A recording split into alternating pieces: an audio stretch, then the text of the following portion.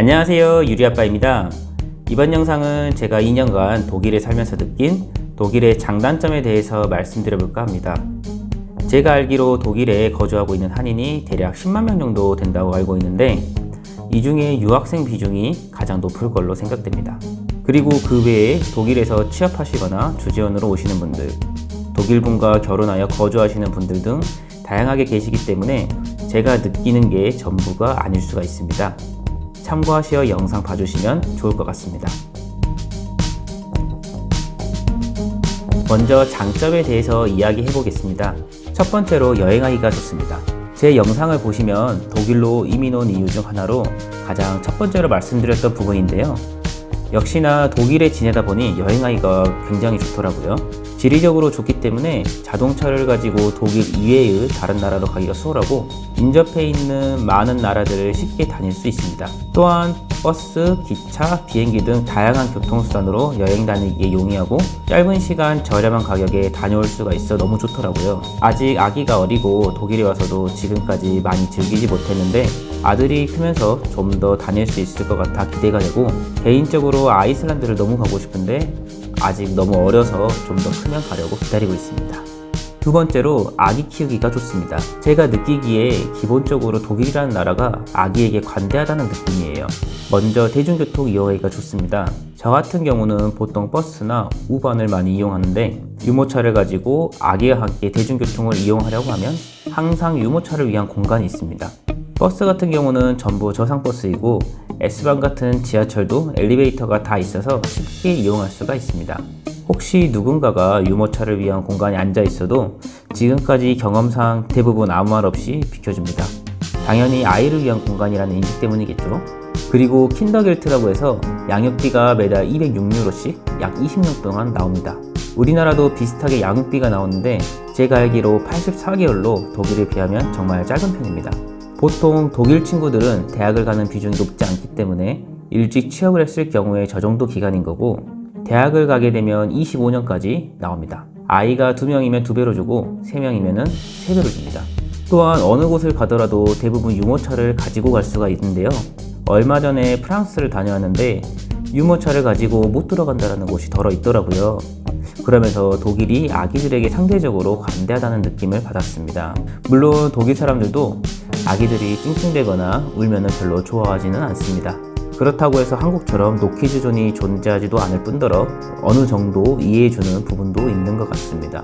독일 사람들은 아기가 울어도 그냥 놔두는 경우가 덜어 있는데, 아무래도 저는 한국 사람이다 보니 먼저 이해를 해준다 하더라도 조금은 눈치를 보는 경우가 있고요. 최근에 외식이 조금 꺼려지는데 주변 눈치 보고 그런 것보다는 애가 크면서 점점 더 난리를 칩니다. 그 외에도 DM, 로즈만 등 드럭스토어에서도 이유식, 분유 등 아기용품도 쉽게 구매가 가능한 점도 좋습니다. 아기 교육 관련해서는 아들이 좀 더 커봐야 알 수 있을 것 같아요. 세 번째로 눈치를 안 봅니다. 우리나라와 비교하면 외적으로 보이는 것들에 크게 신경을 안 쓴다라는 느낌을 받아요. 모든 사람들이 그런 것은 아니지만 지인을 만날 때 먼저 하는 말이 살이 좀 쪘네, 살은 좀 빼야겠네, 이런 외모적인 멘트들을 던지곤 하잖아요. 그런데 독일은 외적으로 그다지 신경 쓰지 않고 남에게도 오지랖을 크게 부리지 않습니다. 또한 무슨 옷을 입든지 어떤 패션을 하고 다니는지 뭘 하든지 이곳에서는 내가 하고 싶은 대로 하고 다닙니다. 물론 어느 정도 지켜줘야 할 매너도 당연히 있습니다. 하지만 한국과 비교하면 상대적으로 너무 편해요. 주변 신경 안 쓰고 내가 하고 싶은 대로 사는 거잖아요. 저도 그렇지만 와이프는 특히 이런 부분에 있어서 더 크게 와닿는다고 합니다. 네 번째로 공기가 좋습니다. 한국, 특히 수도권에서는 미세먼지 때문에 이민을 고민한다고 할 정도로 정말 심각하다고 알고 있습니다. 독일도 미세먼지가 없는 건 아닌데 실제로 느끼기에는 거의 없다고 느껴집니다. 제가 살고 있는 지역은 분지 지형이라서 독일 내에서도 미세먼지 농도가 가장 높은 곳 중 하나임에도 불구하고 저는 하늘이 뿌옇다라고 느껴본 적이 단 한 번도 없습니다. 그만큼 좋다고 느껴지고, 이런 부분도 아기를 키우는 데 하나의 장점으로 작용한다고 생각됩니다. 이번에는 단점에 대해서 말씀드려 보도록 할게요. 첫 번째로 언어적 불편함입니다. 저는 영어를 잘하는 편도 아닐 뿐더러 독일어는 독일어에서 처음 배웠습니다. 기본적으로 독일어를 처음 접하기 때문에 어렵더라고요. 독일어가 잘 안 되면 영어를 사용해 주기도 하면서 어느 정도 문제가 해결되기도 하지만 사실 여간 스트레스가 아닙니다. 독일 오기 전에는 어학하면 되지라는 자신감이 있었는데 실제 살면서 느낀 건 평생을 해도 부족할 수 있겠구나입니다. 아무리 많은 시간을 할애하더라도 어려움이 있을 수 있는 부분 같고 계속해서 노력을 해야 되는 부분 같습니다. 끝이 없는 것 같아요. 두 번째로 음식입니다. 음식 종류가 각 나라별로 다양하게 존재하지만 정확히는 한국인 입맛에 맞는 식당이 많지 않습니다. 한국인이라면 아무래도 김치가 가장 필수 음식 중 하나일 텐데요. 다행히도 인터넷으로 쉽게 구매를 할 수가 있습니다. 기타 고추장, 라면도 마찬가지고요. 그렇다 하더라도 한국처럼 반찬을 만들어 놓기가 힘들고 음식을 끼니마다 매번 요리를 하기 때문에 이런 부분도 쉽지 않은 것 같습니다. 아기도 있고 하다 보니 귀찮아서 외식이라도 하려고 하면 사실 가려고 하는 식당이 마땅치가 않습니다. 개인적으로는 베트남, 이탈리아 레스토랑이 가장 무난하고 가끔씩 독일 레스토랑도 가지만 좀 더 편하게 갈 수 있는 햄버거 집을 자주 찾게 되는 것 같아요. 한식을 쉽게 구할 수는 있지만 그래도 외국이다 보니 어느 정도 불편함이 있는 것은 사실입니다. 한국에 가면 국밥 좀 많이 먹고 싶네요. 세 번째로 한국에 비해 느린 시스템입니다. 인터넷 설치, 은행 계좌 만들기, 비자 신청하기, 관청일 보기 등 대부분의 모든 일이 한국에 비해 느리고 아날로그적 성격을 많이 띠고 있습니다. 인터넷 설치 같은 경우는 빠르면 3일에서 길게는 한 달도 넘어가는 경우도 있고요. 은행 계좌 같은 경우도 3, 4주가 걸리기도 합니다. 외국인청에서 체류허가로 가면 몇 시간 전부터 기다리는 경우도 허다하고 태어민을 잡더라도 한두 달 뒤인 경우가 많습니다. 느린 것 이외에 다른 문제들이 있기도 하고요. 그리고 이 태어민 문화가 좋을 때도 있긴 하지만 확실히 우리나라 사람에게는 조금 힘든 문화 같습니다. 머리 자르러 가더라도 최소 하루 전 태어민을 잡아야 하고요. 병원 및 기타 관청 대부분도 마찬가지입니다. 개인적으로는 많이 익숙해졌다고 하는데 병원 같은 경우는 아직도 조금은 힘든 부분 같습니다. 지금 당장 아픈데 당장 진료를 봐주는 게 아니라 아무리 급해도 태어민을 잡고 최소 하루, 이틀 뒤에 오라고 하거든요. 덕분에 아기 팔이 빠져도 셀프로 팔을 맞추는 아빠로서의 큰 역할을 하기도 합니다. 네 번째로 물입니다. 독일의 수돗물은 석회수인데 이게 생각보다 골치입니다. 석회가 함량되어 있다 보니 샤워기나 세면대 등을 사용 후 주기적으로 청소를 해줘야 됩니다.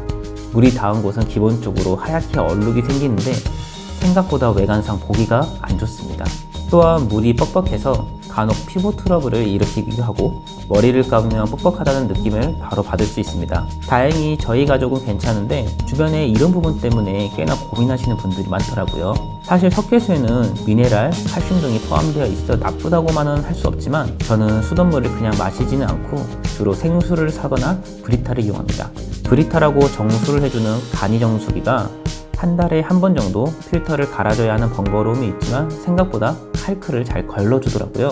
그리고 최근에 일반 마트에서 산 생수에서도 칼크가 포함되어 있는 것 같았습니다. 생수를 넣고 커피포트로 물을 끓이다 보니 나중에는 바닥에 칼크가 생겨 있더라고요. 간혹 브리터물과 생수물을 번갈아 사용하다 보니 잘못 알고 있는 걸 수도 있으니 혹시 정확하게 아시는 분 있으시면 댓글 부탁드리겠습니다.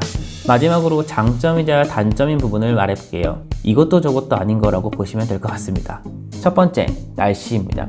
당연히 상대적인 건데 여름과 겨울 중에 선택을 하면 저는 주저없이 겨울을 선택합니다. 그만큼 여름을 싫어하는데 그래도 독일의 여름은 해도 길고 맑은 날도 많아서 좋습니다. 게다가 그늘에만 있어도 시원하기 때문에 와이프가 너무 만족스러워해요. 하지만 여름에 햇볕 아래에 있으면 너무 덥습니다. 살이 타들어가는 뜨거움인데 그늘이 없는 곳에서는 정말 미칠 것 같아요. 에어컨이 없는 곳도 많기 때문에 이런 곳에 간다면 더욱 힘들어지기도 합니다. 하지만 보편적으로는 대개들 여름을 많이 좋아하시고 겨울 때문에 많이들 힘들어 하십니다. 해가 무척 짧고 정확히 설명하기는 어렵지만 특유의 독일스러운 날씨가 사람을 힘들게 하기도 합니다. 개인적으로는 여름이 불만족스러운 부분도 있고 겨울이 만족스러운 부분들이 있어서 날씨는 상대적이다라는 생각이 듭니다. 두 번째로 물가입니다. 대부분 사람들이 독일 물가가 싸다라고 이야기들 하시는데 저는 잘못됐다고 생각해요. 정확히는 장바구니 물가가 싼 게 맞습니다.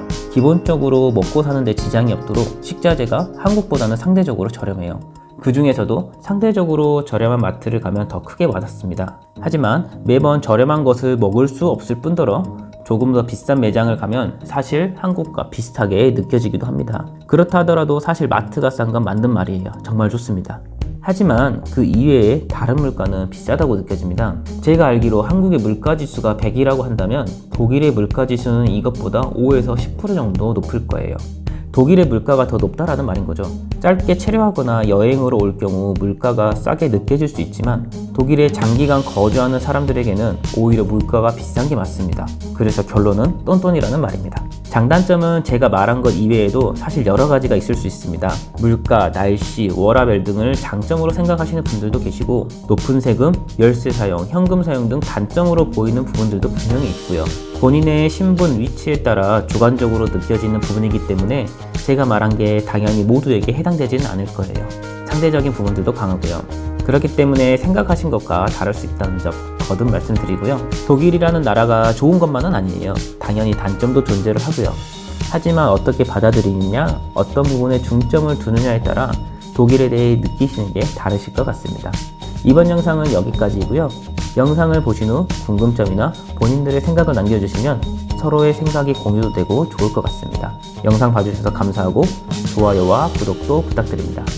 감사합니다. 추스!